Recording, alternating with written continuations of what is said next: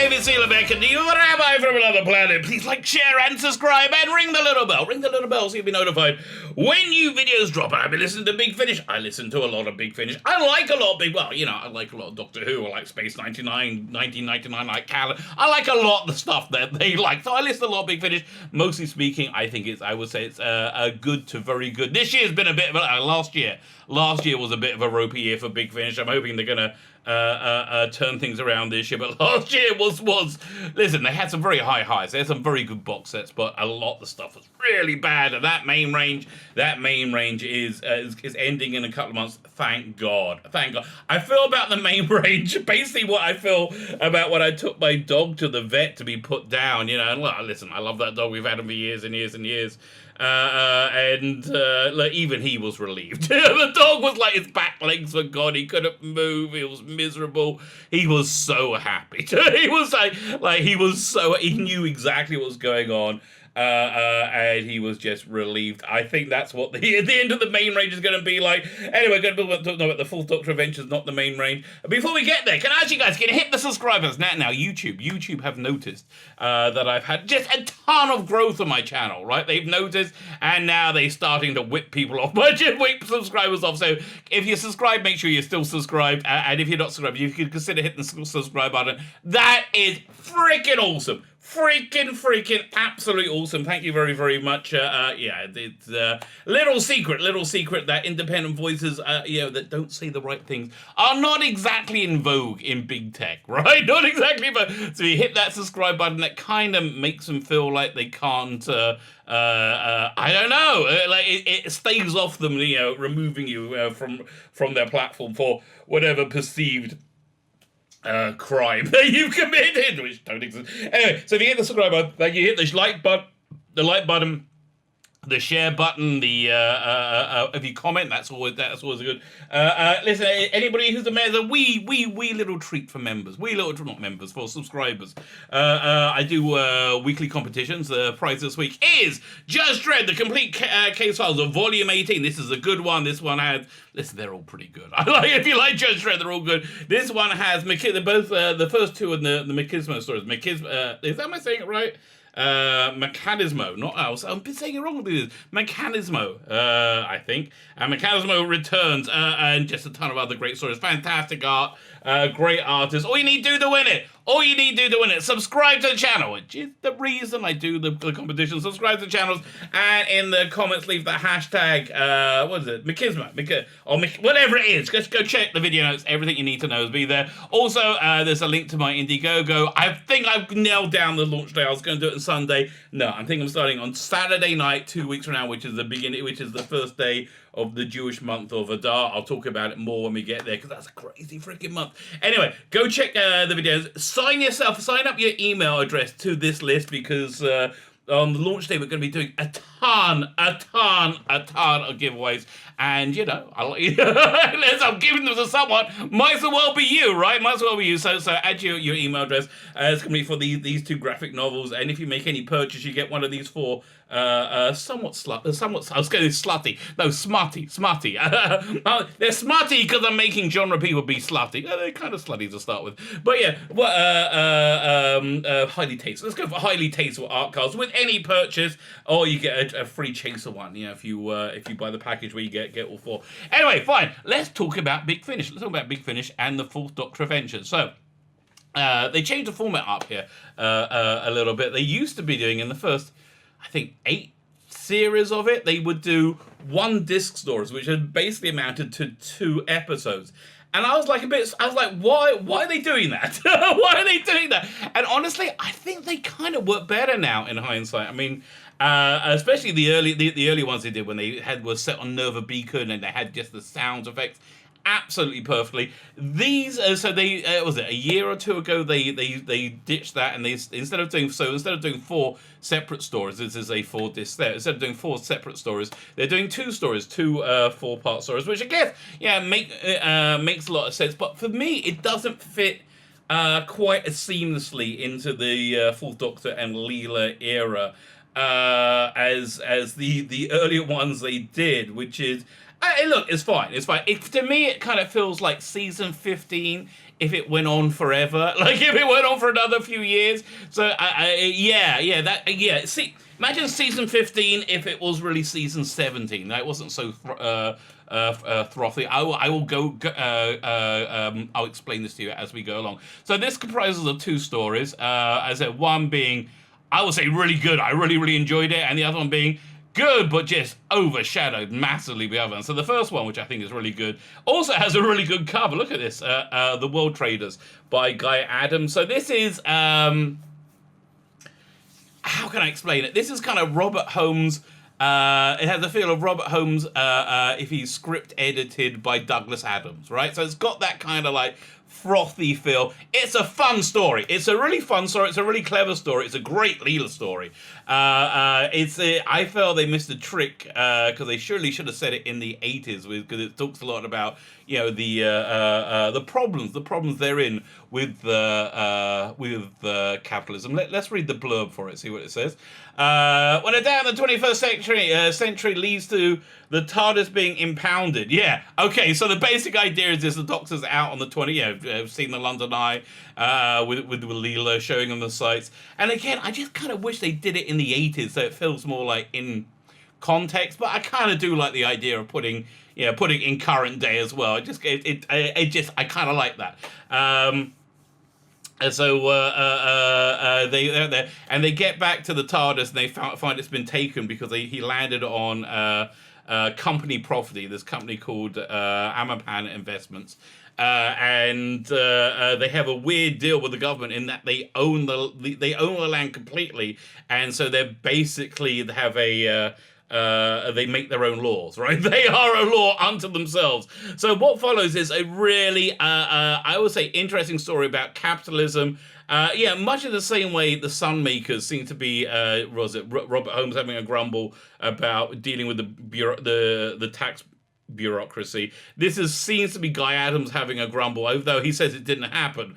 Guy Adams having a grumble about having his car impounded, right? So that's basically what's going on there. So the Doctor and Leela find themselves involved with the mysterious Omnipan Investments, a company that's managed to become remarkably successful in a remarkably short space of time. What's their secret? The Doctor and Leela are about to find out. The Urshels have come to Earth and they have big plans. Okay, so there's a lot of different balls moving around at the same time in this. They split up the Doctor and Leela, which is normally, I think, quite a good thing. Well, I do like the interaction with them.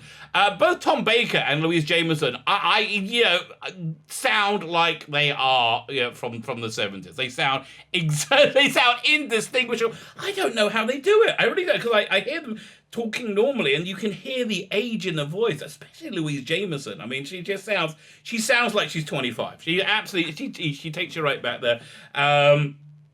So the Doctor is essentially split up with from Leela, and he's put together with another faux companion for the story. I believe it's probably this lady on the just above the T-Rex over here on the cover.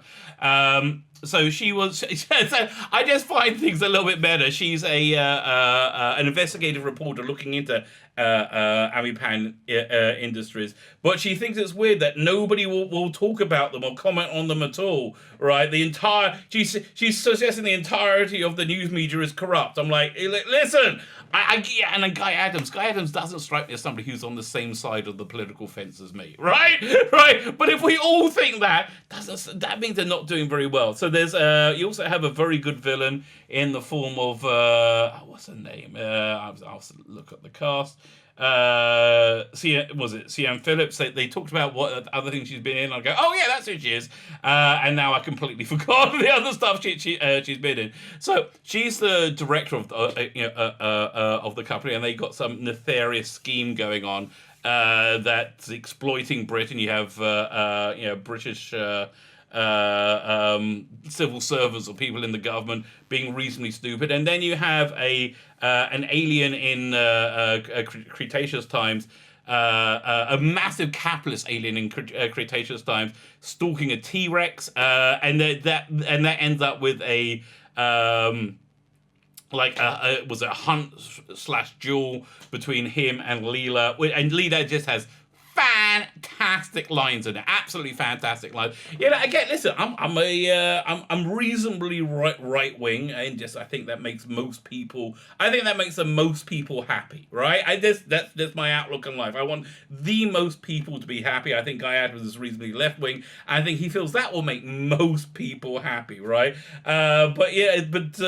She look. There's no worldview. There's no worldview. I think there's no political system that doesn't have inherent problems. Capitalism being one of them, and the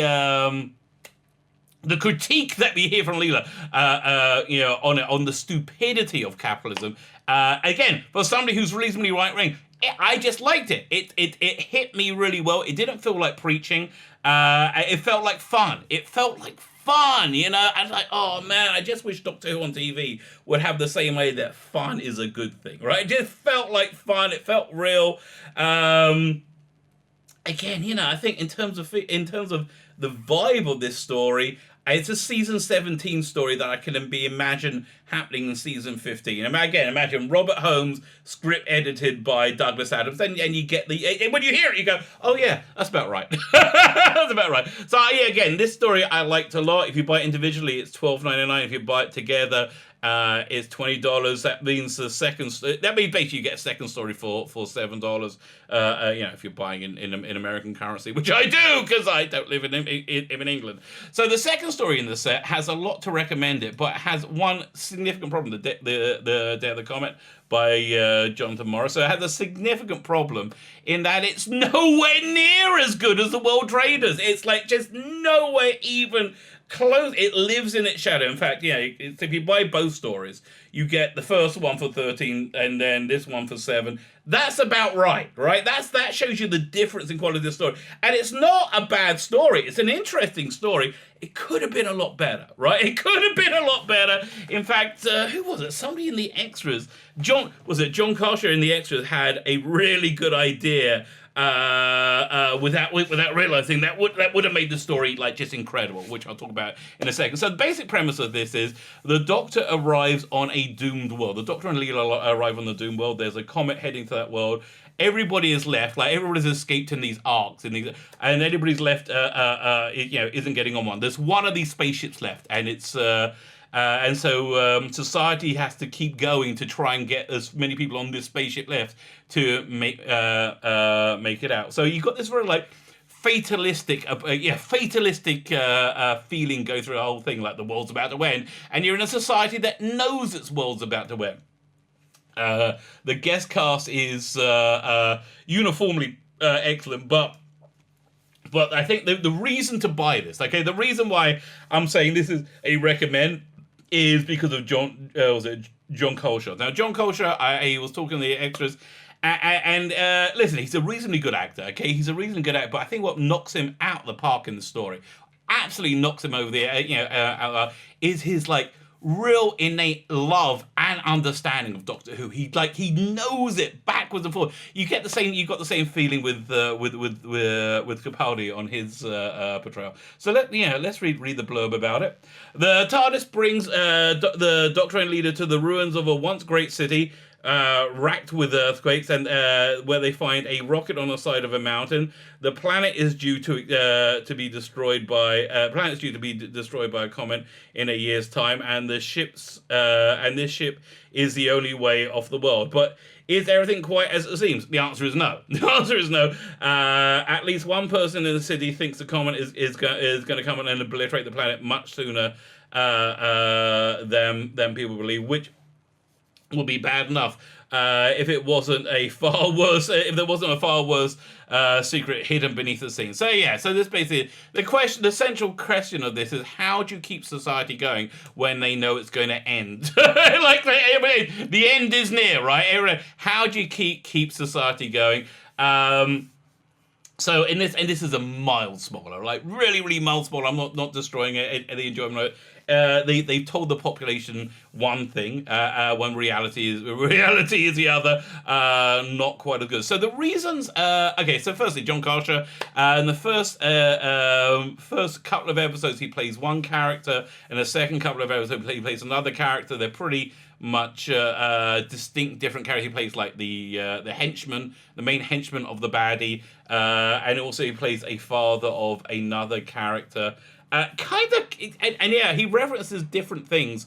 He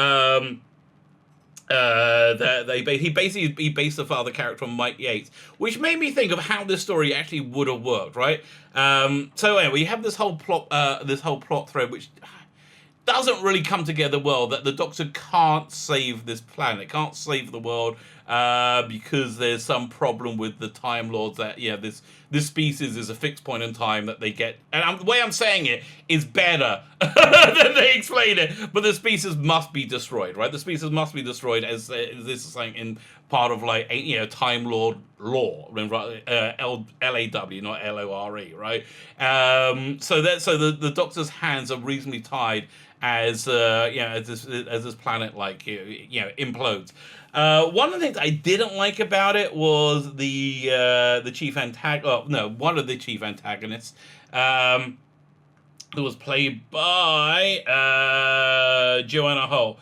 So was it Joanna Hull? I don't know who she is. She's a well-respected actress.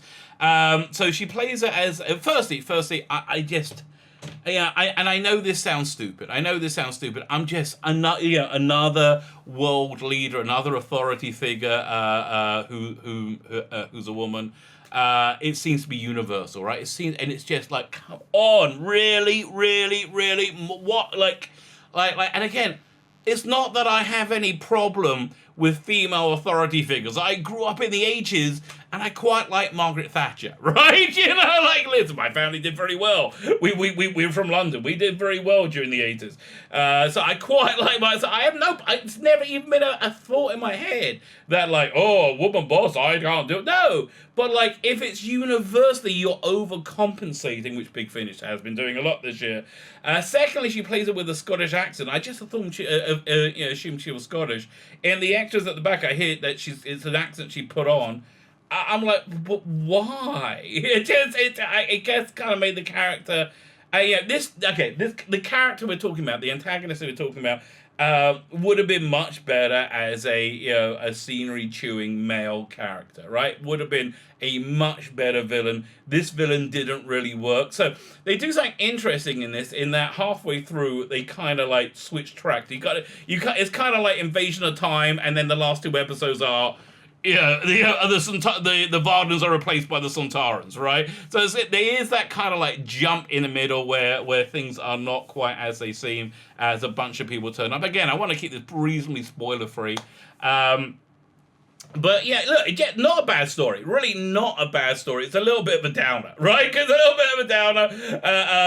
There's one other thing that I've really got to mention is they got one of these wonderful Doherty characters in it that was, proliferated the Doherty old woman character. I think proliferated the Tom Baker era. That's played by what was it? Is this was it Jenny Henfrey? It's an actress whose name I don't know, but I know who she is. She was I think she was the evil teacher in The Singing Detective. If you haven't seen The Singing Detective, go and find out.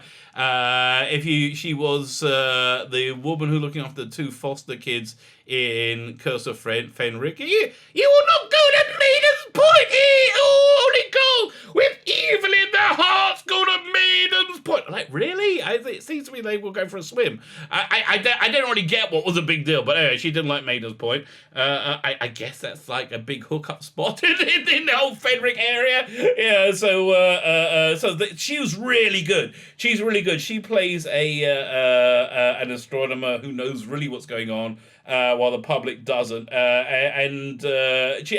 she's a great presence throughout the story, and I think she's one of the stronger presence throughout the story. But again, it's just so much less than its than its other story, the World Traders. You really viscerally feel that it's not that the difference in quality, and it's very hard to. I mean, listen, Leela in World Trade it's a fantastic Leela story. It really is one of the best Leela stories I ever heard, especially when she's having this this duel with this company, the CEO, this alien CEO of another company. This was okay. This was okay. I don't know. Listen, my fear is this. My fear about Big Finish is that. Was it a week ago, 2 weeks ago, they put out a press release about how they have all these new all-female producers, and most of the people on it I knew. Jack Rayner, talented woman. Emily Cook, she's the one who came up with the watch-alongs, right? I have nothing against any of these people.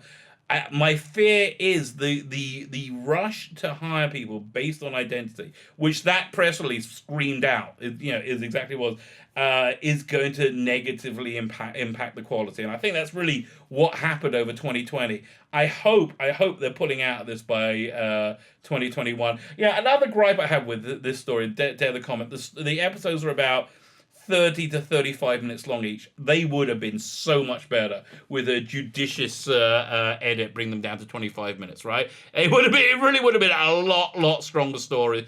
Less is more sometimes. Listen, best example of that, I would say, is Capaldi's first story, Deep Breath, right? Where they added in 20 minutes, and it's about 20 minutes too long, right? It's about 20 minutes. Yeah, it's fine for a special edition for a DVD, but you like that pacing, that pacing of 45 minutes, 25. That's like ingrained into our psyche, and if you go against that. Which I understand you have the latitude to do on these audios. If you go against that, the pacing just kind of droops a little bit, right? So there we go. We have that's the Fourth Doctor Adventures. I would say I'm going to give World Traders. I'm going to give that an 8 out of 10, and Night of the Comet a 6 out of 10. So. 8 plus 6 is 14, so we're going to give this a 7 out of 10. I think it's a reasonable rating. I think a 7 out of 10 is a reasonable rating. So, listen, if you're a completist, if you can't imagine there being a Tom Baker Doctor Who story that you haven't heard, then obviously get it. And this is something that if a completist gets, they will not feel gypped, right? They will not feel gypped. Whereas I think a few of the releases last year, completists did feel a bit gypped.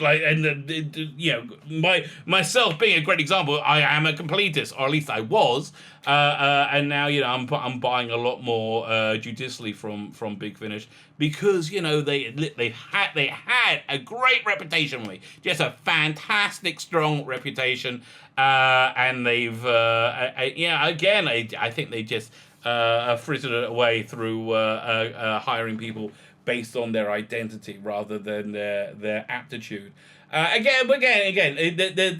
There's no real sign of this in this story, other than the casting of the villain for Night of the Comet. Although again, I think she would have probably been better without the Scottish accent. But I think this character in particular really would have been better as a guy. Like, had a what's his name? Traumulgus, from Caves of Androzani. That kind of like scenery chewing, very, very straight, hard villain. That would have been, I think, it would have made that story probably go up half a point or a point. So that's that's where we are with that. My name is Cena Beck, and you're an Rabbi from another planet. Please like, share, and subscribe, and ring the little bell. Ring the little bell so you're notified when new videos drop.